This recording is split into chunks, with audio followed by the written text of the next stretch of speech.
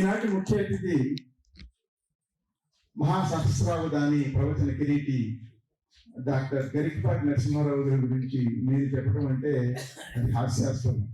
అందువల్ల నేను ఎటువంటి పరిచయం చేయట్లేదు ఆయన గురించి, ఎందుకని మీకు తెలుసు. ఆయన ఒక్క సాగర ఘోష చాలు ఆయన యొక్క లోటు మీకు తెలియాలంటే. విశ్వవ్యాప్తంగా ఉన్నటువంటి ప్రతి అంశాన్ని దాంట్లో స్పృశించారు. అలాంటి ఒక సముద్రమంత వ్యక్తిని నేను ఒక 2 నిమిషాల్లో పరిచయం చేయడం అంటే అది హనుమంతుడి ముందు కుప్పగంతులు వేసినట్టే. కాబట్టి అది తగ్గించి ఆయన్ని ఇప్పుడు ప్రసంగించవలసిందిగా, ఆయన ప్రసంగం కోసం మీరందరూ ఎదురు చూస్తున్నారని తెలుసు. ఆయన సాహిత్య ప్రసంగం, విశ్లేషణతో కూడిన ప్రసంగం, ముఖ్యంగా కొసరాజు గారి సాహిత్యం ఎలాంటి ప్రభావం చూపింది అనే దాన్ని ఆయన మాటలో మనం విందాం. మీలాగే నాకు కూడా చాలా కుతూహలంగా ఉంది. మనందరికి ఆత్మీయంగా ఉన్నటువంటి వ్యక్తి, సమాజంలో ఉన్నటువంటి దురాచారాల రూపుమాపాలని కంకణం కట్టుకొని ఈ మూఢనమ్మకాలు, దైవం భక్తి ఉండాలి కానీ దాని ద్వారా ఉన్నటువంటి చెడుని కుతంత్రాలన్నింటినీ కూడా తొలగిస్తూ చాలా నిర్మోహమాటంగా చెప్పగలిగిన వ్యక్తులు ఈ మధ్య ఎప్పుడు లేదు. అలాంటి వారిలో ఈయన ముందు వరుసలో ఉంటారు. డాక్టర్ గరికపాటి నరసింహారావు గారు ఇప్పుడు ప్రసంగిస్తారు. భారత ప్రభుత్వం ఈ సంవత్సరాన్ని వందే మాతర సంవత్సరంగా ప్రకటించింది. 1875 నవంబర్ 7వ తేదీన వందే మాతర గీతం విడుదలైన సందర్భంగా స్వాతంత్రోద్యమాన్ని ఎంత ఉత్తేజింపజేసిందో ఆ గీతం అందరికీ తెలుసు. కాబట్టి మళ్ళీ తిరిగి 2000 ఈ సంవత్సరం 25 నవంబర్ 7వ తేదీ నుంచి 2026 నవంబర్ 7వ తేదీ వరకు 150 ఏళ్ళు వందే మాతరం పుట్టి 150 ఏళ్ళు అయిన సందర్భంగా ఈ సంవత్సరాన్ని వందే మాతర సంవత్సరంగా ప్రకటించింది. నేను వందే మాతరం నినాదంతో మనం ఈ ప్రసంగం ప్రారంభిస్తున్నాం. వందే మాతరం, వందే మాతరం, వందే మాతరం. అమరావతి పట్టణము చుట్టూ చెరనాడు కృష్ణవేణి జలక్రీడ చూచి. కొసరాజు కవిత్వం అక్కడ ప్రారంభమవుతుంది. అక్కడ ఆయన ఉన్నత స్థానం కనబడుతుంది. ఇవాళ మనం ఏ అమరావతినైతే మళ్ళీ కృంగరత్త రాజధానిగా నిర్మించుకోవాలని ఆంధ్రులంతా ఆరాటపడుతున్నాము, దానికి ప్రతి ఒక్కరూ ఎంత తపస్సు చేస్తున్నాము. దానికి ప్రేరణ కలగాలంటే కొసరాజు పద్యాలు బాగా ప్రచారం కావాలి. అమరావతి పట్టణము చుట్టూ చెరలాడు కృష్ణవేణి జలక్రీడ జోచి మంగళగిరి శిఖా మకుటాన విలసిల్లు పానకారాయని ప్రతిభ నిరిగి ఎలమంద వైభవం మినువడింపగజేయు కోటప్ప కొలువుండు కొండ జోచి గుంటూరు పురి పొగల్ కృమ్మరించు పరిశ్రమాధారముల సౌరునా గడించి ప్రకృతి పులకింప కైవ్రాలి పండవారు పైర జొన్న కంకుల మిట్టి పాటుల రసి పైర జొన్న కంకుల మిట్టి పాటుల రసి దిగ్భ్రమము గల్పగ తదేక దృష్టితోడ చూడదొడగితిమి ఒక వింత సోయగము. ఇది ప్రాచీన కాలంలో ఇక్కడ ఆంధ్రుల రాజధాని అమరావతి వైభవం. అమరావతి పట్టణము చుట్టూ చెరలాడు కృష్ణవేణి జలక్రీడ చూచారు. ఇవాళ మళ్ళీ మన నదీ తరంగాలు అమరావతి రాజధాని చుట్టూ ప్రవహించేలాగా రాజధాని ప్రజల్లో, తద్వారా రాష్ట్రం అంతటా ఎక్కడ నీటి కొరత లేకుండా మనం చూడాలి. ఇది పశుమాజం ఆశయం, ఆంధ్రుడు అందరి ఆశయం. ఇటువంటి పద్యాలు ఎందుకు ప్రచారం కావాలంటే ఆ ప్రాచీన వైభవం ఒక్కసారి గుర్తు తెచ్చుకుంటే మళ్ళీ మనం ఎలా ఉండాలో మనకు అర్థం అవుతుంది.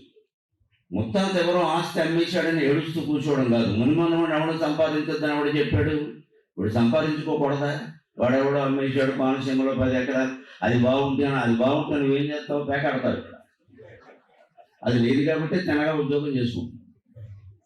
వ్యక్తి అయినా అంతే, జాతి అయినా అంతే. పూర్వం వాళ్ళు ఏదో చేశారు, వాళ్ళు ఏదో చేయలేదు.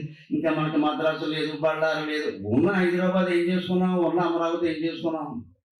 అప్పుడు ఏదో వాళ్ళు చేశారు, ఇప్పుడు చేసి ఇది అనుకోవడం కంటే ప్రాచీన వైభవం తలుచుకోవడం ఎందుకోసం అంటే గొప్ప చెప్పుకోవడానికి కాదు. మళ్ళీ ఆ ప్రేరణ పొందితే మనం ఇంకాస్త కష్టపడి ఆ స్థితికి వెళ్ళగలం. అనుమానం ఏం లేదు అందులో. ఎందుకంటే కాలం ఎప్పుడు చక్రం లాంటిది, చాలా మందికి తెలియదు. కాలం ఎప్పుడు చక్రం లాంటిది. సైంటిస్టులంతా ఎక్కడ మాయలో పడ్డారు, దేవుణ్ణి ఎందుకు అంగీకరించారు అంటే కాలం ఇచ్చిననుకున్నారు. అలా ఎదుగుతూ ఉంటా ఎదిగాం, చాలా ఎదిగాం. మన చిన్నప్పుడు రేడియోయే ఉండేది, తర్వాత టీవీ వచ్చింది, తర్వాత ఫోన్ వచ్చింది, తర్వాత యూట్యూబ్లు వచ్చాయి. ఎంత దగ్గర పడిందో చూస్తున్నాం. ఆ ముసలావిడ ఆవేదన చూశారు కదా, ఏ సంసారం నిలబడ్డాలి. ఇవన్నీ రాకుండా ఉంటే సంసారాలు నిలబడేవి. ఇప్పుడు నిన్న పేపర్లో వచ్చింది, గుజరాత్లో 40 నిమిషాల్లో 150 పెళ్లిళ్ళు బెడాకులు అయ్యాయి స్మార్ట్ ఫోన్ కారణంగా, సోషల్ మీడియా కారణం. ఇప్పుడు దీన్ని అభివృద్ధి అంటావా, నాశనం అంటావా? ఎప్పుడు ఆలోచించవలసింది ఏంటంటే కాలం చక్రంగా ఉంటుందండి. కాలం నిత్యం కాదు, అభివృద్ధి అవుతుంది అనుకోవడం పొరపాటు. నువ్వు సాంకేతికతతో పాటుగా సంస్కారాన్ని పెంచకపోతే సమాజం నాశనం అవుతుంది. అనుమానం ఏంటి? సంస్కారం పెట్టాలి. ఆ సంస్కారం పద్యాల ద్వారా పెరుగుతుంది, కవిత్వం ద్వారా పెరుగుతుంది, పాటల ద్వారా పెరుగుతుంది. అది కొసరాకు ఎలా పెంచాడో చూస్తాం ఇప్పుడు. అమరావతి పట్టణము చుట్టూ చెరలాడు కృష్ణవేణి జలక్రీడ జోచి మంగళగిరి శిఖా మకుటాన విలసిల్లు పానకాలరాయని ప్రతిభ నెరిగి. పానకాలరాయని ప్రతిభ అంటే ప్రతిభని ఎందుకు వాడాడు? అంతటి కవికి మహిమ అని వాడచ్చు. మహిమ వాడడం కొసరాజుకి ఇష్టం ఉండదు. ఆయన వాస్తవవాది, ఆయన మహాభక్తుడు. దేవుడు లేకుండా, భక్తి లేకుండా, పాపభీతి లేకుండా ఏ సమాజము బాగుండదు అని రాఘవయ్య శతకంలో రాశాడు. ఆయన రైతు జన విధేయ రాఘవయ్య అని కొన్ని 100 పద్యాలు రాశాడు. శతకం కాదు, 400-500 పద్యాలు ఉన్నాయి. అందులో రాశాడు చాలా స్పష్టంగా. పానకాలరాయని ప్రతిభను ఎందుకు అంటే పానకాల నరసింహస్వామి ప్రతిభ ఏమిటి? మనం బట్టికెళ్ళి అక్కడ పానకం పోస్తే వేసిన దాంట్లో సగం మనకు వస్తుంది. అంటే నువ్వు నాకు ఏమి ఇచ్చినా తిరిగి నీకు ప్రసాదంగా ఇస్తా. నాకు ఇవ్వడం అనేది ఎందుకంటే నీ భక్తి కోసం, నీకు ఇవ్వడం అనేది ఎందుకంటే నా అనుగ్రహం కోసం. ఇది ప్రతిభ అంటారు దీన్ని. ఇది మహిమ వ్యవహారం కింద చెప్పకూడదు.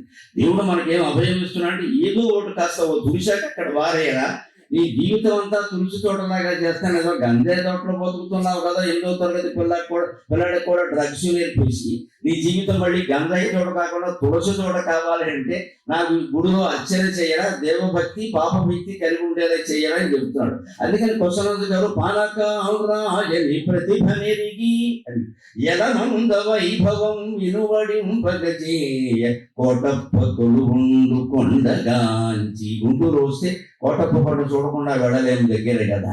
ఆ కోటప్ప కొండల గురించి చెప్పాడు. అంతకంటే గొప్పగా గుంటూరు కూడా ఆయన ఆధునికతను వ్యతిరేకించకపోగా సమర్థించాడు.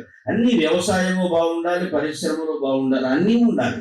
దేని పరిమితిలో అది ఉండాలి. ఇవాళ పరిశ్రమలు విపరీతమయ్యాయి, రియల్ ఎస్టేట్ విపరీతమైంది, వ్యవసాయం నాశనం. వ్యవసాయం ఎక్కడ కొన్ని 100 ఎకరాలు పొలాలు పండించే భూములన్నీ భవనాలు కట్టేస్తున్నారు. హైదరాబాద్లో అయితే 50 అంతస్తులు, ఒక్కో దాంట్లో 10 ఇళ్ళు, 50 × 100 500. వీళ్ళందరికీ 2 కార్లు కావాలి, దిక్కుమాలిన సంత. ఒక్కొక్క ఇంట్లో 2 కార్లు, పెళ్ళానికి వేరే కారు, మొగుడుకు వేరే, అన్ని విడాకులు. కార్లో కూడా కాపురం చేసిపోయి ఇంట్లో ఎలా చేస్తారు? ఎవరి కారు వాడదు, ఎవరు కూడా వాడదు, ఎవరు ఎక్కడికి వెళ్ళారో ఎవరు అడగకూడదు. అందుకని 50 అంతస్తుల్లో 500 మందికి కింద పార్కింగ్ కావాలంటే base 1, base 2, base 3, base 10, base పాతాళం. పైన ఎక్కేసి కింద తవ్వేసి ఏం చేస్తావు భూమిని? ఏమన్నా అంటే ఇప్పుడు ఎవడో వ్యవసాయం చేస్తే గిట్టుబాటు కాదు. గిట్టుబాటు అంటే కొసరాజు కింద పాటలు రాశారండి. ఎవరైనా తెలిసిన వాళ్ళ నరసరాజు గారు మనవాళ్ళు చెప్పమనండి సుమన్ గారు ఏం గిట్టుబాటు అయ్యో. అప్పుడు ఏమి ఇచ్చారో అసలు ఆయనకి ఏం గిట్టుబాటు అయిందో చెప్పమనండి. ఇప్పటి లెక్క ప్రకారం కాదు, అప్పటి లెక్క ప్రకారం కూడా ఆయా రచయితలకు ఇచ్చింది తక్కువే. అప్పటి లెక్క ప్రకారం కూడా తక్కువే. నాకు ఒక సిగరెట్ ఇస్తే నీకు ఒక పాఠం రాస్తా అన్నాడు శ్రీశ్రీ అంతటిలో. నాకు ఒక సిగరెట్ ఇస్తే నీకు పద్యం రాస్తా అన్నాడు శ్రీశ్రీ అంతటి వాడు. అంత డిమాండ్ ఉన్నట్టు అలా అలాగే వాడేసుకున్నారు. వాడిని మొత్తం అందరినీ వాడేసుకున్నారు. అంటే వాడు ఏం కోట్లు సంపాదించి గిట్టుబాటు వాడు ప్రతి వాడి మాట ఏంటంటే వెళ్ళి ఏదైనా సంబంధానికి ఎవరినైనా అడిగితే 2 లక్షల జీతం ఉండి అల్లుడికి నెల కంటే 2 లక్షలకు ఆదాయం తల్లి నోట తండ్రి నోట తయారయ్యారు. మరి 8 లక్షలు వస్తే సరిపోతాయమ్మా? అందుకే విడుదలవుతాయి. 8 లక్షలు ఇచ్చినా సరిపోట్లా. గిట్టుబాటు అనే మాట వదిలేసి నాకు సంతృప్తి ఉంది. ప్రతి పెళ్లి చూపుల్లో పెళ్లి కూతురు పెళ్లి కొడుకు పెళ్లి కూతుర్ని అడగవలసిన ప్రశ్న ఏమిటంటే, నీ ఉద్యోగం ఎంత, ప్యాకేజీ ఎంత, లీకేజీ ఎంత, నీకు ప్రమోషన్ ఎందుకు రాలేదు, అసలు మోషన్ అవుతుందో లేదా, ఈ అదవ మాటలు కాదు. అది satisfied with what you have, నీకున్న దాంతో నువ్వు సంతృప్తిగా ఉన్నావా అని అడగాలమ్మా. అలా ఉంటే ఖచ్చితంగా కాపురం నిలబడుతుంది. ఖచ్చితంగా ఏముంటే అది సంతృప్తికి నాకే. అలా అనుకున్నారు కాబట్టి వాడు బతికారండి. అటువంటి వైభవం ఇవాళ ఎలవంద వైభవం కానీ, కోటప్పకొండ కానీ, పాలకాలరాయుడి ప్రతిభ కానీ, గుంటూరుపురిలో పరిశ్రమలు ఆయన సమర్థిస్తూ రాశాడు. ఉండాలి, పరిశ్రమలు ఉండాలి, దాన్ని వైభవంగానే పేర్కొన్నాడు ఆయన. తప్పు ఏమలేదు, పొగ పట్టిందని అనలేదు. గుంటూరిపురి పొగలు కృమ్మరించు పరిశ్రమ ఆధారముల సమూరు నాకరించి. పరిశ్రమలు ఉండవలసింది. కాకపోతే దాని నుంచి వ్యర్థ పదార్థాలు ఏం చేయాలో అవి ఖచ్చితంగా చేయించాలి. ఎలాగైతే వాటిని నిర్వీర్యం చేయాలో అలాగే చేయాలి. దాని మీద ప్రభుత్వము, ప్రజలు అందరూ శ్రద్ధ చేయాలి. అది మానేసి అందరూ పరిశ్రమలు పెట్టి బాగుంటే, వాడు ఫ్యాక్టరీ పెట్టాడు, వాడు ఫ్యాక్టరీ పెట్టాడు, మన గొట్టం పెట్టాడు. ఇక్కడ మన ఊరి మీద గొట్టం పెట్టాడు, వాడు ఫ్యాక్టరీ పెట్టాడు, వాడు మనవాళ్ళు బాగున్నారు, మన గొట్టం మిగిలింది. ఇక్కడ మొత్తం సమాజాన్ని గురించి ఆలోచించే స్థితిలో లేవండి మనం. అలా ఆలోచింపచేసేవాడు కవి. ఒకప్పుడు ఈ ప్రాంతంలో పంటలు ఎలా ఉండేవో చూడండి. ప్రకృతి పులగింప కైవ్రాలి పండవారు పైరజ్వన్న కంకుల మిట్టి పాటుల రసి. ప్రకృతి పులకిస్తుంది ఎప్పుడంటే విపరీతంగా గొట్టాల నుంచి పొగొచ్చినప్పుడు కాదు, సాంకేతికత పెరిగినప్పుడు కాదు. ఎలా మస్కు గారు అంగారక గ్రహంలో కాలనీ కట్టినప్పుడు ప్రకృతి పొలకించదండి. అటు వరి చేను ఇటు జొన్న చేను కనపడితే ప్రకృతి పొలకొచ్చింది. భూదేవి ఎంత గొప్పది అంటే, మనం గుప్పడు విత్తనాలు చదివితే గంపతో పంట ఇస్తుంది. అటువంటి భూదేవిని ఇవాళ నాశనం చేసుకున్నాం మనం. మళ్ళీ మనమే ఎంత గొప్ప వాళ్ళు అంటే, వెంకటేశ్వర గుడి కట్టి శ్రీదేవి భూదేవి సమేత కళ్యాణం చూస్తే ఏంటి చూస్తావు? భూదేవి కళ్యాణం చూస్తావా? బుద్ధి లేదా?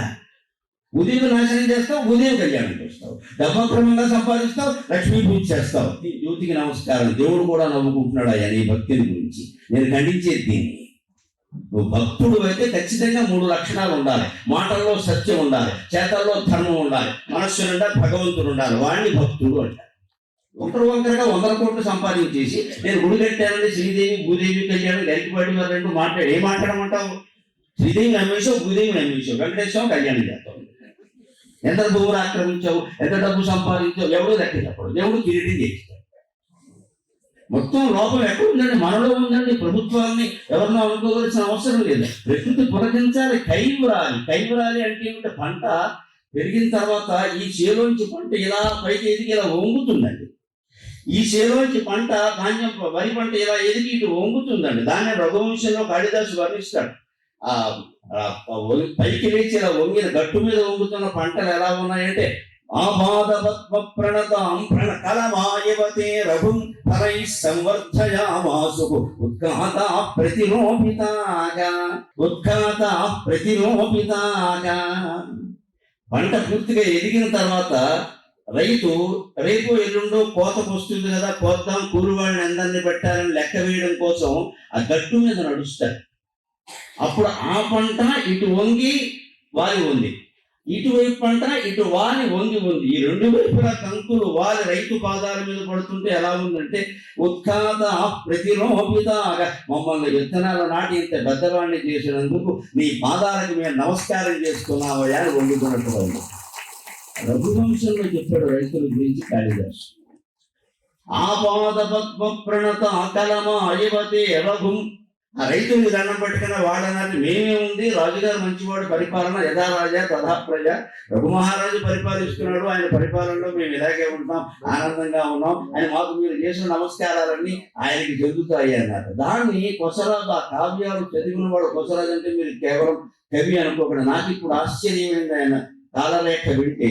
4వ తరగతి చదువు మానేసిన వాడు ఇంత పండితుడు ఎలా అయ్యాడు? కవి కావడం పక్కన పెట్టండి, పాండిత్యం లేని వాళ్ళు కూడా కవులు అవుతారు. అదే కవిత్వం ఊహకి సంబంధించి. కానీ ఆయన గొప్ప పండితుడు. మొత్తం ఆయన పద్యాలు ఇవాళ పొద్దున్న 9 నుంచి మధ్యాహ్నం వీళ్ళు తయారైతే రమ్మనే వరకు 5:30 వరకు నేను పూర్తిగా 2 సంపుటాలే చదువుతూ కూర్చున్నాను. ఇంక వేరే పని ఏం చేయదు. నేను ఏదో మాట్లాడే అవకాశం ఇచ్చినందుకు వారికి కృతజ్ఞతలు చెప్పట్లేదు. నాకు రోజు ఇదే పని, వేరే ఎక్కడొక్కడ దుకాణం, అది పెద్ద విషయం కాదు. నాకు ఈ పేరు మీద కొసరాజు సాహిత్యం చదివే అవకాశం ఇచ్చారు, అందుకని వారికి కృతజ్ఞత.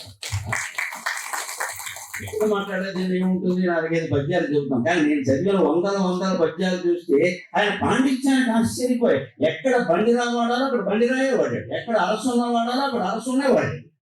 గ్రాంధిక భాషలో ఒక అక్షరం తేడా రాలేదు. మధ్యలో సినిమా పాటలు వేరే విషయం, పద్యాల్లో మాత్రం ఎక్కడ వాడుక భాష రానివ్వలేదు ఆయన. ఖచ్చితంగా గణబద్ధమైనటువంటి పద్ధతిలోనే రాశారు. అంత పండితుడు ఆయన. ఆ కొండముది వారు నిజంగా గొప్ప గురువు ఆయనకి. అలా దొరికి ఆయనకి అన్నం పెట్టి చదువు చెప్పి అంత ఆదరించాలి. ఎంతో మంది గురువులు ఎంతో మందికి చెప్తున్నారు. ఎవరు నేర్చుకున్నారు? కొసరాజు నేర్చుకున్నారు. అలాగే మనం అంతా ఆ పద్ధతిలో 4వ తరగతి చదివామా, 40వ తరగతి చదివామా కాదు. మనకి ఏమన్నా కాదు, అక్షరం మొక్క 4 అబ్బాయా, ఊరికి ఇప్పుడు డిగ్రీలు ఉంటున్నాయి, ఎవరికి అక్షరాలు లేదు. వాడు వేరు వాడు రాయమన్నా వాడు రాయలేదు. అటువంటి దాని నుంచి ఆయన 4వ తరగతి వాడు ఇంత పండితుడేది. ఈ భాష ఎక్కడది? ఇది కైవరాలి. తెలుగు మీద సంస్కృతం మీద కూడా పట్టుంటే తప్ప రాయలేదు ఇక్కడ. తదేక దృష్టితోడ బుద్ధిభ్రమము గొల్ప పైల జొన్న కంకుల మిట్టి పాటుల రసి. జొన్న కంకులు బాగా పండి ఇలా ఎదిగి ఇలా ఉన్నప్పుడు మిడిసిపాటు అంటాం. మిడిసిపడుతోంది ఇక్కడ అంటారు చూడండి. బాగా నగలు పెట్టుకున్నాడు ఎవరన్నా ఉంటే మిడిసి పడుతుంది అంటారు. అలా నగలు పెట్టుకున్న రమణిలాగా ఆ పంట చేను, జొన్న చేను మిడిసి పడుతుంది. దాన్ని మిడిసిపాటు అంటారు, మిట్టి పాటు అంటారు. ఆ 2 పొందాలు వాడాడు. మిట్టి పాటుల రసి తదేక దృష్టి తోడ ఒక వింత సోయగము చూడదొడగితిని ఒక వింత సోయగము. అటువంటి వింత సోయగాలు మళ్ళీ పంటలు అమరావతి నగరం చుట్టూ నెలకొనేటువంటి పరిస్థితి. కృష్ణవేణి జలప్రవాహం అమరావతిని చుట్టుముట్టి ప్రవహిస్తూ ఈ రాజధాని నగరానికి, యావత్ రాష్ట్రానికి కూడా నీటి కొరత లేనటువంటి వసతి కల్పించాలని కొసరాజు గారిని ఆశీర్వదించమని కోరదాం. మనకి అటువంటి రాష్ట్రాన్ని, అటువంటి రాజధానిని మళ్ళీ నిర్మించుకోవాలి. అది కూడా ఆయన చెబుతాడు. అంత వైభవం మళ్ళీ రావడం సాధ్యమేనా అంటే ఆయన ఏమన్నాడు తెలుసా? చమత్కారంగా, పంచాంగము దాచినచో కొంసక నక్షత్ర రాశి కునుకుని. పంచాంగము దాచినచో కొంసక నక్షత్ర రాశి కునుకుని. పరిపాలించిన వారేగిన నిర్మించిన వారల చరిత్ర మిగులకయుంది. ఆశాదీపం. కొసరాజు అంటే ఒక హోప్ ఐలాండ్, ఆశాదీపం.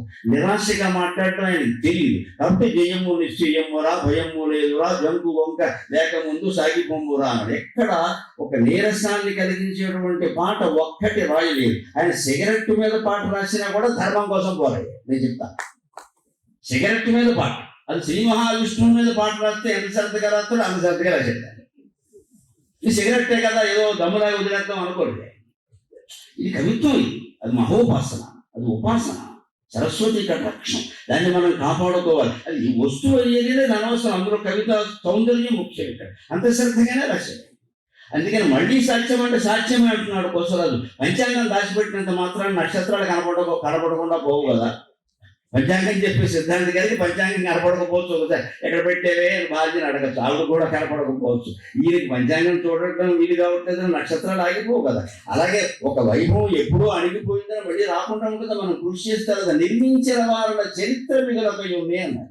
అవన్నీ పోతే పోవచ్చు, ఇప్పుడు కనపడకపోవచ్చు. అమరావతి నగరి అపురూప శిల్పాలు ఇవన్నీ ఇప్పుడు ఉన్నాయో లేవో అది వేరే విషయం. కానీ వాళ్ళ చరిత్ర కనుమరుగయ్యే అవకాశం లేదు కదండి. అది మనం తిరిగి సాధించాలి. అందుకోసం ప్రేరణకి ఈ సభ ఉపయోగపడితే కార్యకర్తల కృషి, ముఖ్యంగా మాకు ప్రాణమిత్రుడైనటువంటి అశోక్ గారు, వారు చేసిన కృషి అంతా వారు ఫలించినట్టు అవుతుంది. మళ్ళీ మనం వ్యవసాయానికి ప్రోత్సాహం ఇవ్వాలి. మహిళా మనంలోకి నమస్కారం పెట్టి కోరుతున్నా. రైతు అయితేనే నేను పిల్లనిస్తానని చెప్పండి అమ్మా. కొసరాజు సభకు వచ్చిన వాళ్ళందరూ ఆ ప్రతిజ్ఞ చేయించాలి. మళ్ళీ మనం అమ్మాయి అమెరికాలో ఉండాలి, అబ్బాయి ఆగి దరిద్రం వదిలేండి. కొసరాజు మీద పోయిపోయి దండరేసేసి పూలు జల్లేసి వెళ్ళిపోయి మీ అబ్బాయి ఎక్కడ, అమెరికా మీ అమ్మాయి ఎక్కడ, ఆస్ట్రేలియా మీరు పోయినా వాళ్ళు వస్తారా? ఏమో రారు. నేను రైతు అయితేనే పిల్లనిస్తా. కొన్ని 10 ఎకరాలు కాదు 20 ఎకరాలు ఉంటాయి, రైతులకే పిల్లనిస్తా అంటే వ్యవసాయం నిలబడుతుందండి ఖచ్చితంగా. వ్యవసాయ పొలాల్లో ఉన్నవాళ్ళు కూడా వ్యవసాయదారులకు పిల్లలు అందరికీ సాఫ్ట్వేర్ జీతం లేకపోయినా సరే అందుకే ఇవాడు కాపీ మేస్త్రి 60,000 ఇచ్చినా దొరకట్లేదు, ఇంజనీర్ 15,000 దొరుకుతున్నాడు. ఏ కర్మానికి నువ్వు బీటెక్ చదివింది 20,000కా? ఎందుకంటే మీ తాత ఇచ్చిన వ్యవసాయం చేసుకుంటే నీకు 60,000 వచ్చావు కదా, దేనికి 20,000 పని లేకుండా ఊరికి బీటెక్ అని చెప్పుకోవడానికి.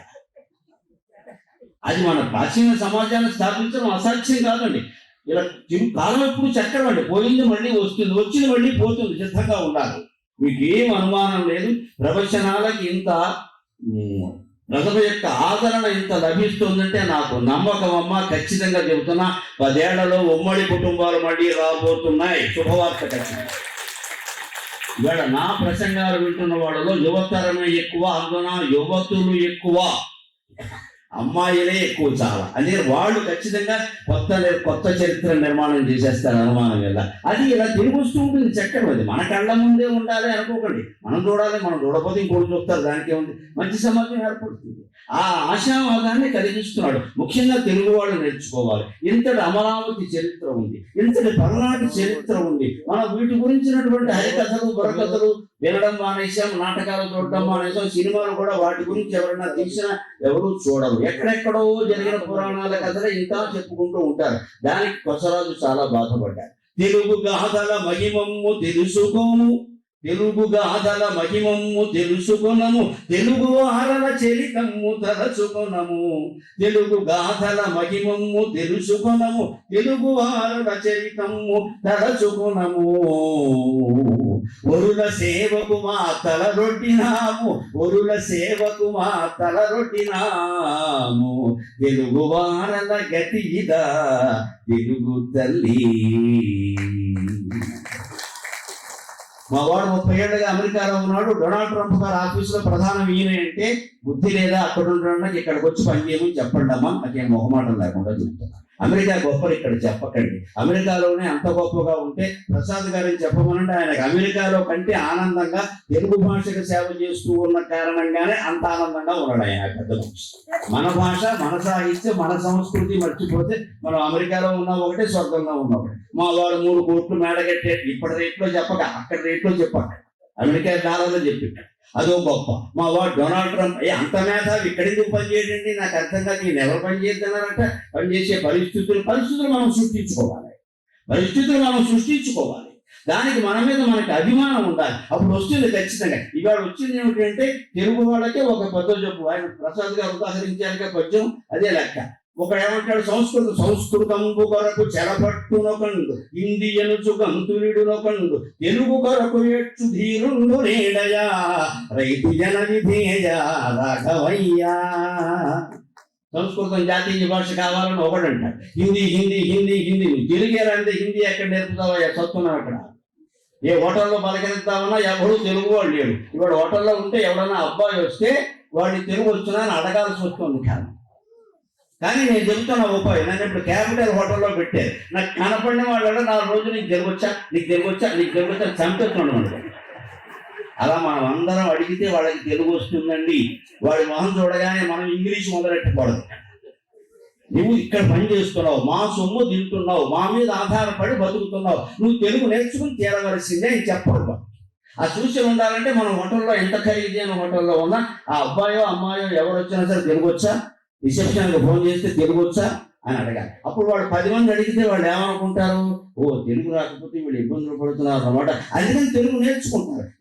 మీరున్న గదిలో పొద్దున్నే పేపర్ వేస్తే ఇంగ్లీష్ పేపర్ చదవకండి, తెలుగు పేపర్ వేయమని చెప్పండి. మనకంత కర్మే వచ్చిందా, మా తెలుగు పేపర్ లేవా మనం అడగం. పైగా ఏమనుకుంటాం, ఇంగ్లీష్ పేపర్ చదవడం గొప్ప, తిరగేసి చదివే రకం కూడా ఉంటారు ఇందులో.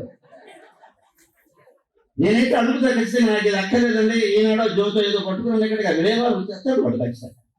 ఆ మాత్రం తెలుగు పత్రిక చదవలేమో అడగరు. మనం అందరం అడిగితే పట్టవలసిన ఉంటే తెలుగు పత్రికలు ఉంటాయి, తెలుగు వాళ్ళనే పడతారు, లేదా వచ్చిన వాళ్ళకి తెలుగు నేర్పుతారు. ఎవరు బాబుసమ్మండి మన దగ్గర బతుకుతారు, తెలుగు నేర్చుకోరు. అదే మనకెంత శ్రద్ధాభక్తులు అంటే, పొరపాటున బీహార్లో ఎవరికైనా ఒక ఉద్యోగం వస్తే ముందు ఇక్కడ కోచింగ్ సెంటర్లో హిందీ నేర్చుకుని అక్కడికి వెళ్ళిపోతారు, లేకుండా వెళ్ళరు. అక్కడ అంత బానిసత్వం అవసరం ఏంటండి?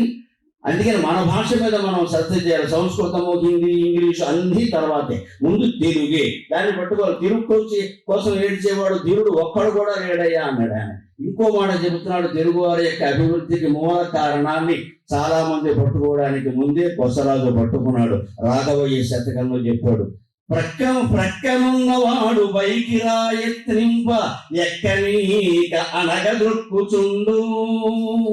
ప్రక్కనున్నవాడు పైకి రాయత్రింప ఎక్కనీక అనగదొక్కుచుండు. తెలుగు జాతికి ఇది తెగులంచు కనదయ్య. తెలుగు జాతికి ఏమి తెగులు రాకనవయ్య. తెలుగు జాతికి ఏమి తెగులు రాకనవయ్య. రైతు జన విధేయ రాఘవయ్య. మనవాడు ఎవరికైనా తెలుగు కవి పేరు సూచించండి అంటే ఎవరు మా దగ్గర ఎవరు లేరండి. మీరు హిందీ వాళ్ళకి ఇచ్చుకోండి, బెంగాలీ వాళ్ళకి ఇచ్చుకోండి, కర్ణాటక వాళ్ళకి ఇచ్చుకోండి. ఎందుకంటే ఆయన ఎవడైనా కొత్తగా అవార్డు ఆయనకు వస్తే ఈయన ఇంకా వేదిక మీద పిలిచేవాడు ఎవరు ఉండడు. ఇక్కడ ఆయన పిలుస్తారేమో ఈయన పక్కవాడిని పైకి రాయలేకుండా మనమే తొక్కేస్తూ ఉంటాం. దీనికోసం ఎవరు అడిగినా జాతీయమైన విషయాలు వచ్చినప్పుడు తెలుగువాళ్ళ పేరు చెప్పాలి, తెలుగువాళ్ళని ప్రోత్సహించాలి. ఇంకా పక్కగా ఉండాలంటే తమిళం వాళ్ళకి మలయాళం వాళ్ళకి ఉంటుంది ఆ పట్టుదల. తమిళం వాడు తమిళం కొట్లేనే టీ తాగుతాడు, వేరే కొట్లో టీ తాగు.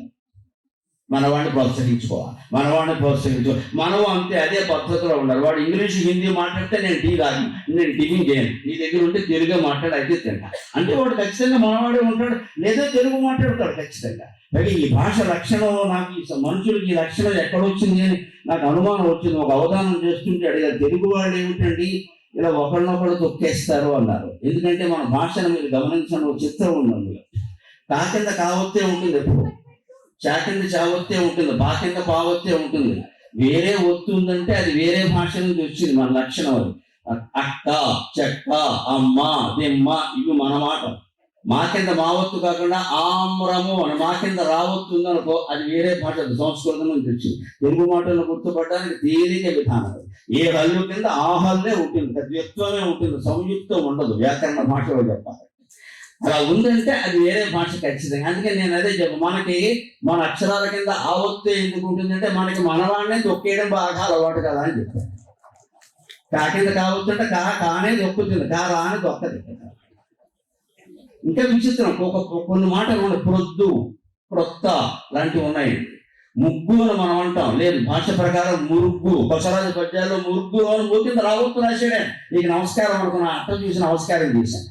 కింద రావత్తు రాసేవయ్యా, గ్రాంతికి పండించుకుంటే నువ్వే కదా, నీకు నమస్కారం. మనం ముగ్గు అంటాం, అసలైన భాష ప్రకారం కింద రావత్తు ఉంటుంది. పొద్దు అంటాం, కింద రావత్తు ఉంటుంది. కొత్త అంటాం, కింద రావత్తు ఉంటుంది. కానీ అది పోయింది. ఎందుకంటే తెలుగు భాష సహజ లక్షణం ప్రకారం ఏ అక్షరం కింద ఆవత్తే తప్ప వేరే అక్షరం ఉండదు, ఉన్నా పోతుంది. అందుకే పోయింది. ఒక రావత్తు ఉన్నా కూడా పోయింది. ఇలాంటివన్నీ చమత్కారాలతో ఆయన రాశాడు. మనవాడే పైకి రాయగల. ఇంకో గొప్ప విశేషం చెప్పాడు, మహిళలు ఆనందిస్తారు. మహిళలను చూసి మనం కూడా ఆనందిస్తాం.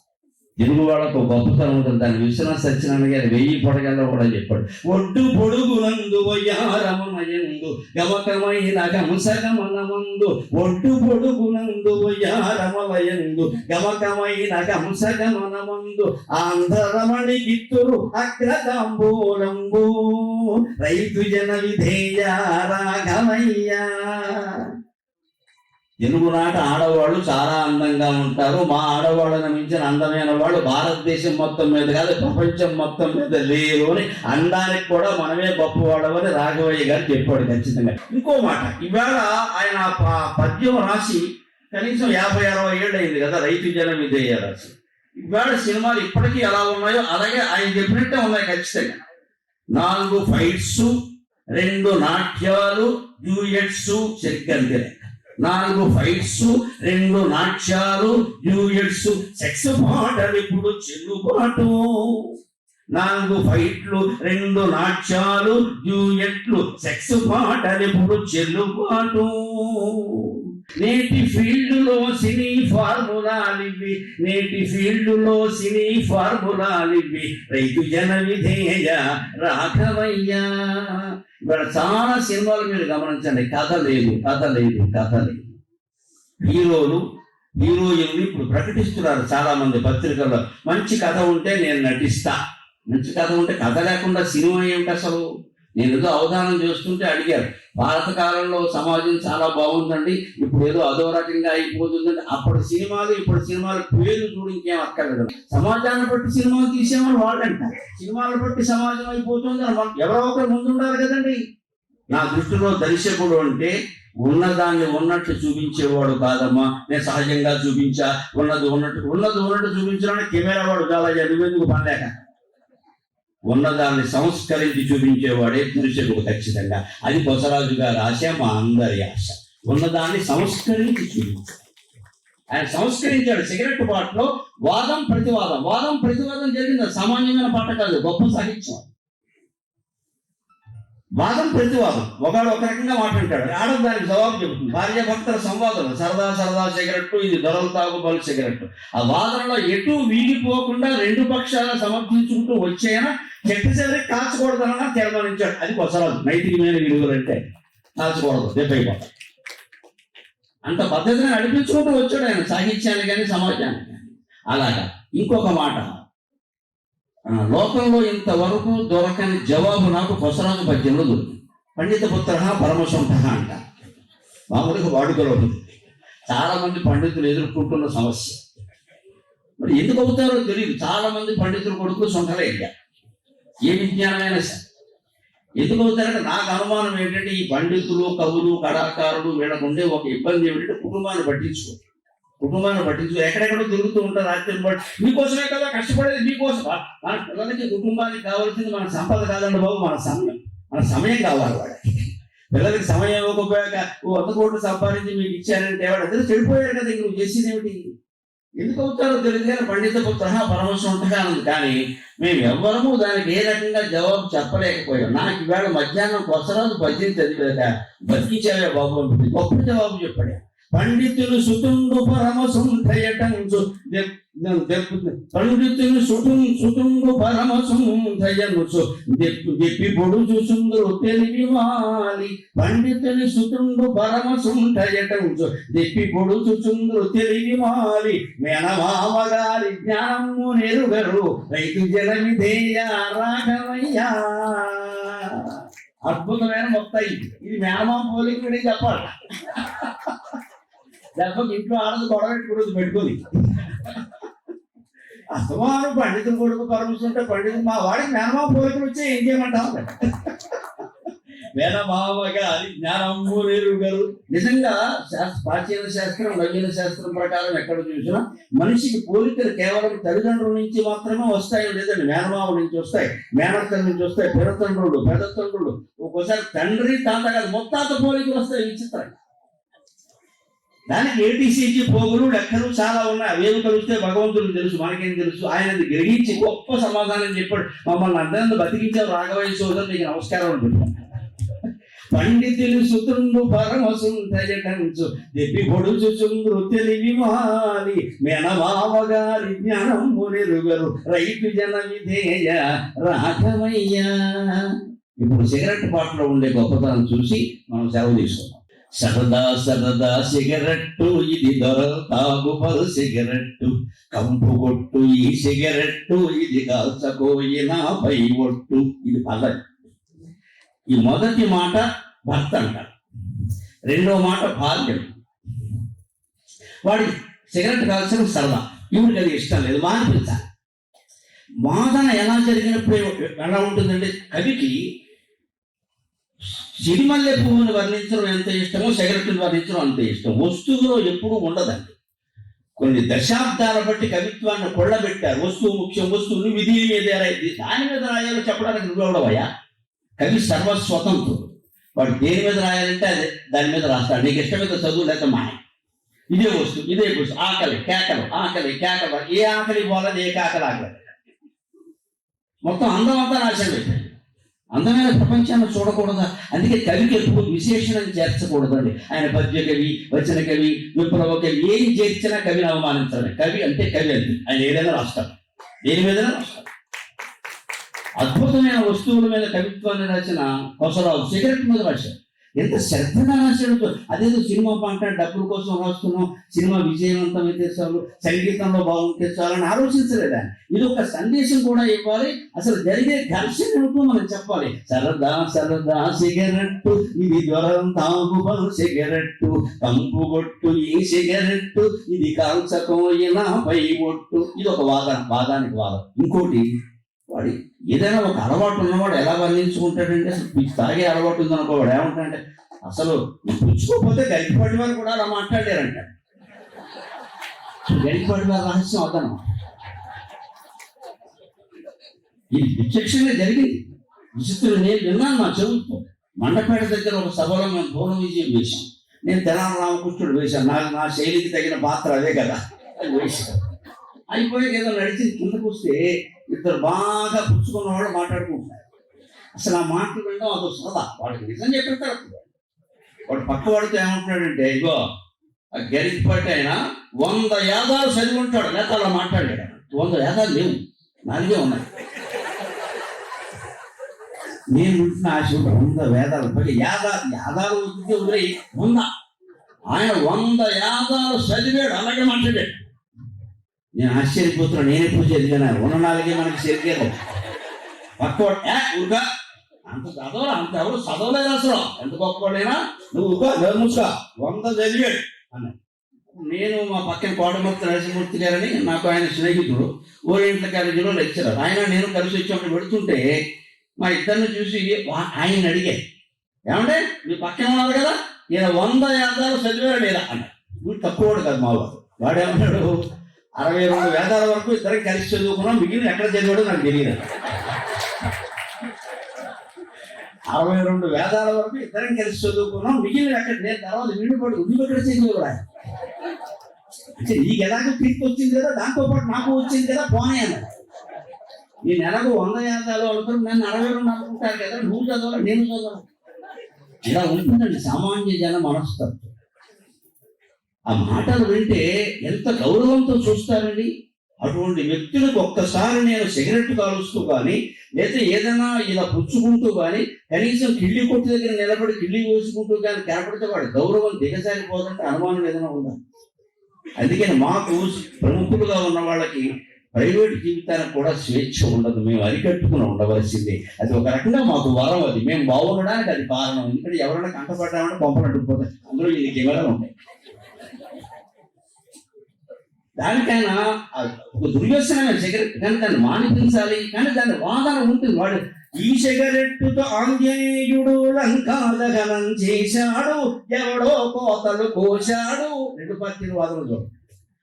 ఈ సిగరెట్టుతో ఆంజనేయుడు లంకాదహనం చేశాడు, ఎవడో కోతలు కోశాడు.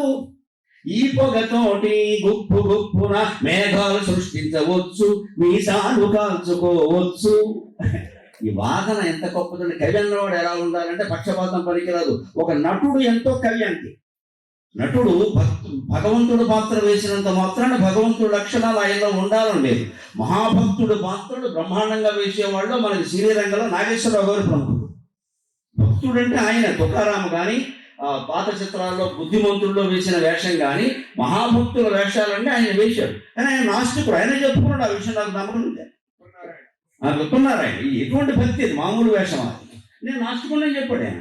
నేను అప్పుడే నటన అంటే అదేనండి, నాస్తికుడై ఉండి భక్తుడుగా అంత రంజింపు చేసాడు అంటే నిజమైన నటుడు నాగేశ్వరరావు. నటన అంటే అది ఉన్నదాన్ని నటించడం గొప్ప ఏముందండి. భక్తి ఉన్నవాడు భక్తుడిగా వేయడం గొప్ప కాదు, భక్తి లేనివాడు భక్తుడిగా వేసి అందరినీ భక్తిలో ముంచెత్తడం ఉంది, అది గొప్ప, అది నటన. అలాంటిది ఈ వ్యవహారాలు నడిపించేటప్పుడు ఏదో వాళ్ళు ఏదో వాదిస్తే, కవి కూడా ఒక నటుడు సిగరెట్ గురించి రాస్తున్నాం. భక్త మాట రాసేటప్పుడు మంచి పవర్ఫుల్ గానే రాయాలి, శక్తివంతంగానే రాయాలి. పార్టీ వీగిపోకూడదు, భార్య అంతకంటే శక్తివంతంగా మాట్లాడాలి. అందుకని ఆంజనేయుడు లంకాదహనం సిగరెట్తో చేశాడు. ఏమైనా అర్థం ఉందా? అది చెప్పించండి. ఎవడో కోతను కోసాడు అని ఎవడో రాశాడు. నువ్వు వాల్మీకి రామాయణంలో ఉందా, ఇది నువ్వు చదివి చెబుతున్నావు ఎక్కడ? అది ఇంకోటి, ఈ పొగతోటి గుప్పు గుప్పున మేఘాలు సృష్టించవచ్చు అంటే మేఘమాతనానికి వర్షాలకు కూడా ఇది ఉపయోగిస్తున్నమాట. ఎత్తి దోమం కాదు, సిగరెట్ దోమం. అంటే ఆ అమ్మాయి వెంటనే ఏమైంది, మీసాలు కాల్చుకోవచ్చు, మేఘాలు వస్తాయో రావు కాదు.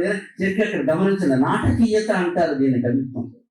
మీసాలు ఎప్పుడు కాలుతాయి? మామూలుగా ఎలా అనుకుంటే కాలవండి. అవన్నీ మీకెలా తెలుసు అనకండి, ఊరికే విషయం తెలుసు. అంటే మీరు మేఘాలు సృష్టించాలంటే ఇలా పైకి కుప్పు అనాలి కదా, అప్పుడు నీ మీసాలు కలితే ముందు మేఘాలు మాట. ఎంత దర్శనం చేశారండి సిగరెట్ పొగలు. ఒక దర్శనం ఇది. ఒక తత్వ దర్శనం ఎంతో, భగవద్ దర్శనం ఎంతో, పవిత్ర వస్తు దర్శనం ఎంతో, ఏ దర్శనమైనా అంతే. కవి చేసేది ప్రతిదీ తపస్సు. ఆయన గురించి మనం మామూలుగా అనడానికి వీల్లేదు ఇక్కడ.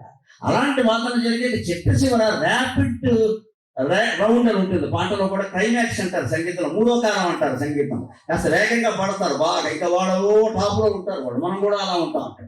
ఆ మూడో రౌండ్ ఉంది ఈ పాటలో. ఒకటి మామూలు ప్రశాంతంగా పల్లవి నడిచింది, తర్వాత ఒక చరణాలు నడిచింది, 2 చరణాలు నడిచాయి.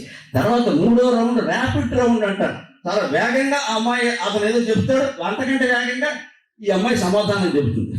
కవిత్వానికి సిగరెట్టు, అది కాఫీకి ఇది తోబుట్టు, పైత్యానికి సిగరెట్టు, నీ బడాయి మాటలు సరిపెట్టు, ఆనందానికి సిగరెట్టు, ఇది ఆలోచనలను గిలగొట్టు, పని లేకుంటే సిగరెట్టు, తిని కూర్చుంటే పొగబెట్టు, రవ్వలు రాల్చే ర్యాకెట్టు, రంగు రంగుల ప్యాకెట్టు, రవ్వలు రాల్చే ర్యాకెట్టు, రంగు రంగుల ప్యాకెట్టు, రవ్వ కొంపలు గాల్చే సిగరెట్టు, దీని గొప్ప చెప్ప చీదర బుట్టు, సరదా సరదా సిగరెట్టు, ఇది దొరలు కాల్చుబలు సిగరెట్టు. ఇంత అద్భుతంగా ఈ మూడో రౌండ్ ఉంది. మూడో చరణం ఆవిడ మాట ఇవ్వడమండి. మనకి టీవీలో అప్పుడు మాట తోట అనేది అలాంటిది.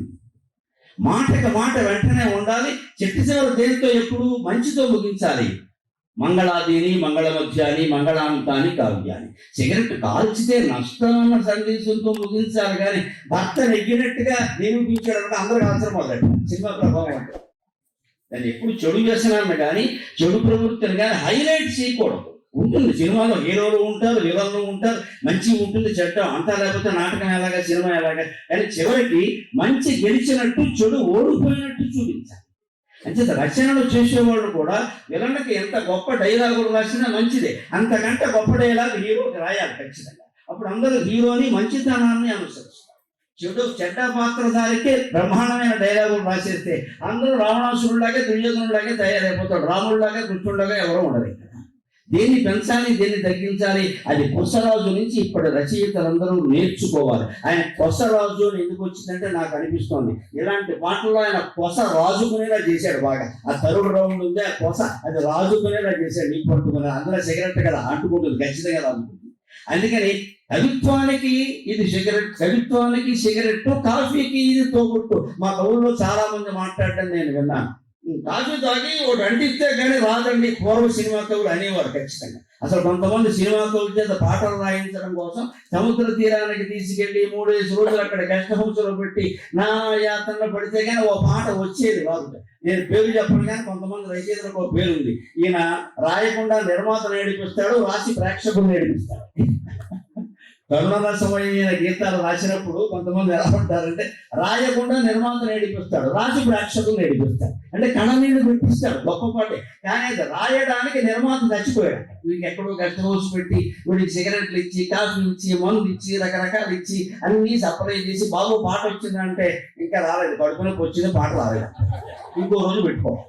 అందుకని కొంతమంది పేరు వచ్చారు, రాయకుండా నిర్మాతలు ఏడిపిస్తారు, రాసి ప్రేక్షకులు ఏడిపిస్తారు. కానీ వాళ్ళు సినిమా రంగంలో ఎందుకు కొనసాగారంటే అంత బాగుంటే వాళ్ళ పాటలు నిజంగా అంత ఏదో చేసేవాడు. అప్పుడు అనేవాడు కాఫీ తాగితే కానీ రాదు, పర్వాలేదు, ఇంకా సిగరెట్ కాలిస్తే కానీ రాదు. అందుకని కవిత్వానికి సిగరెట్ అవసరం, కాఫీకి ఇది తోబుట్టు. ఒట్టి సిగరెట్ కాలుస్తూ ఎవడు రాయడు, కాఫీ తాగుతూ ఉంటాడు మధ్యలో. అంటే అమ్మాయి ఏం చెప్పిందంటే పైత్యానికి సిగరెట్టు, నీ బడాయి మాటలు సరిపెట్టు.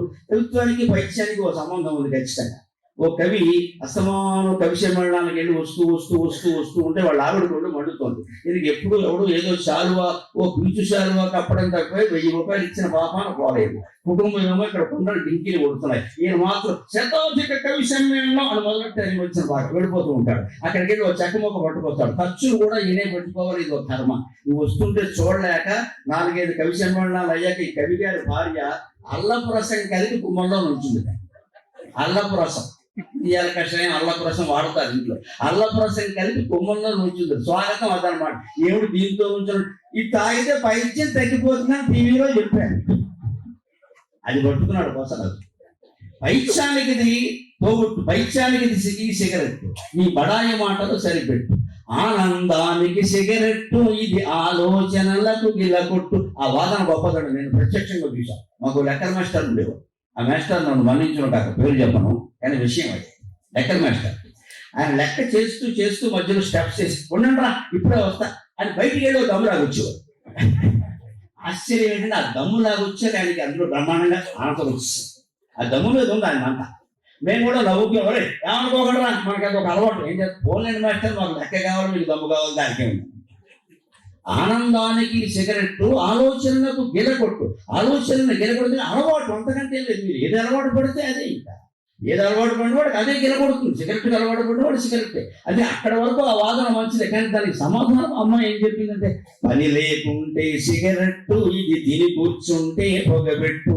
ఈ కాల్చే అలవాటు ఉన్నవాళ్ళు అదే పనిగా చైన్ స్మోకర్ అంటారు. అలా కాలుస్తూనే ఉంటారు, ఇంకా పని ఏమీ చేయదు. ఇంకా అక్కడ కూడా మరి అక్కడ కాలిస్తే, ఆఫీసులో కాలిస్తే ఒప్పుకోరు కదా. అది కానీ తిని కూర్చుంటే ఇల్లంతా ఈ పొగే కదా. చెట్ట చివరిగా అసలు నీకు ఆ రంగులు ఇక వాదించేవాడు ఎలా, అసలు ప్యాకెట్ చూడలేదు నువ్వు, రంగులు చూడలేదు, రవ్వలు చూడలే, అసలు అందరు నీకేం తెలుసు అని మాట్లాడతారు. ఒక్కొక్కడు చూడండి తాగేవాడు కూర్చుని ఇతర ముగ్గురిని పిలుస్తారు, ఒక్కరు తాగరండి. ఇప్పుడు గొప్ప సామరస్యం ఉంటుంది, ఏకాంతం. అందుకే నన్ను ఎవరో అవగాహనలో అడిగారు, తాగేవాడు తాగుబోతుని ఎందుకంటారంటే, ఆ బోత్ తెలుగు కదయ్యా, బోత్ ఇంగ్లీష్ అని చెప్పాను. తాగు బోత్ ఇద్దరు కలిసి తాగి ఒకడు కూర్చుంటాడు, ఇంకోటి కబురు చేస్తాడు. ఆ కూర్చునే ముందు ఏర్పాటు స్నానం చేస్తాడు, పెద్ద వ్రతంలా. తెల్ల లుంగి కడతాడు, ఒక పేటేస్తాడు, పైన పళ్ళేస్తాడు, దాని మీద పెద్ద గుడ్డేస్తాడు. సత్యనారాయణ వ్రతానికి చేసినంత ఏర్పాటు చేస్తాడు.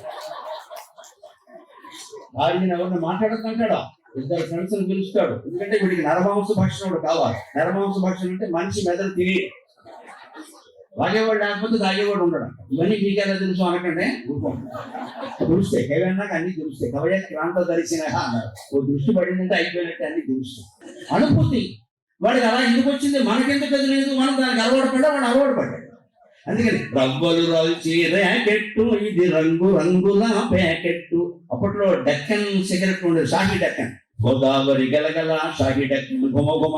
మా కాలేజీ రోజుల్లో అడ్వర్టైజ్మెంట్ చూస్తే నాకే బుద్ధి చెల్లించి, ఎంత బాగుంది అడ్వర్టైజ్మెంట్, ఓసారి చూడాలి. ఇంట్లో తంటారు కాబట్టి ఆ పని చేయలేదండి.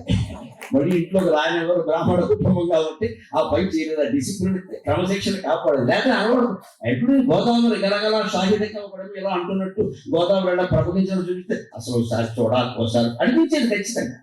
అది రవ్వల ర్యాకెట్, రవ్వలు రాలుస్తుంది సిగరెట్. నీకేం తెలుసు, ర్యాకెట్ పైకి వెళ్ళి రవ్వలు రాల్చినట్టే. అలాగే రంగుల ప్యాకెట్ రంగులు కూడా నువ్వు చూడండి. చివరికి ఆ అమ్మాయి ఒడ్డు మండి ఏం ముగించిందంటే, పంపలు కలిసి సిగరెట్ దీని గొప్ప చెప్ప సీదర బుట్టు. ఊరుకో, గొప్పలు అంటించేది ఇది, అన్ని అప్పులన్నీ దాని వల్ల అవుతున్నాయి. పొరపాటుని ఈ సిగరెట్ కాలుస్తూ వాడు పడుకుంటే, నేను ప్రత్యక్షంగా చూశానమ్మా మా బంధువుల ఇంట్లో ఒక అబ్బాయి సిగరెట్ కాలుస్తూ పడుకుని అది ఎలా వదిలేశాడు. మొత్తం పరుపు అంటుకుపోయి, మంచం మీద పరుపు అంతా ఇంతలో పరుపులు ఉండేవి పూర్వం. ఆ పరుపు అంటుకుపోయి వాడి నడువుకి తగిలే వరకు వాడికి తెలియదు, అలా పడుకునే ఉన్నాడు. అక్కడి నుంచి పొగ వస్తుంటే మిగిలిన వాళ్ళు చూసి బయటికి తీసుకొచ్చారు. అందుకని కొంపలు కాల్చే సిగరెట్ ఇది దాని గొప్ప చెప్ప చీదర బొట్టు అని అలా ముగించాడు. ఆ రకంగా గొప్ప పాటని ఒక కవిత్వాన్ని తపస్సుగా చేశాడు. ముగింపుగా నేను ఆయన గురించి ఒక కవిత్వం అంటే ఏమిటో ఒక మంచి మాట చెప్పి సెలవు తీసుకుంటాను. కవులని దయచేసి వాళ్ళ వ్యక్తిగతమైన వృత్తులలోకి, వ్యసనాలలోకి వెళ్ళకూడదండి. కవి కానీ, సంగీత విద్వాంసులు కానీ, ఒక నటుడు కానీ. సంస్కృతంలో ఒక మాట ఉంటుంది, సరసో విపరీతశ్చేత్ సరసత్వం నముంచతి సాక్షరా విపరీతాశ్చేత్ రాక్షసా ఏవ కేవలం. సరసుడు అంటే కళాకారుడు. ఒక కళాకారుడికి ఏమైనా కొన్ని వ్యసనాలు ఉంటే నువ్వు ఊరికి దాని గురించి ప్రస్తావించాలి. మహాకవి శ్రీశ్రీ లాంటి వాడిని ఎంత మంచి పాటలు రాసిన ఆయన ఎక్కడికైనా వెళ్ళగానే కొంతమంది మీరు తాగుతారట కదా, మీరు తాగుతారు. ఆయన ఒడుమండి, నేను రాసి పారేసిన కవిత్వం గులాబీలే గుబాడిస్తూ ఉంటే నేను తాగి పారేసిన సీసాల గోళ నీ గేరా అన్నాడు.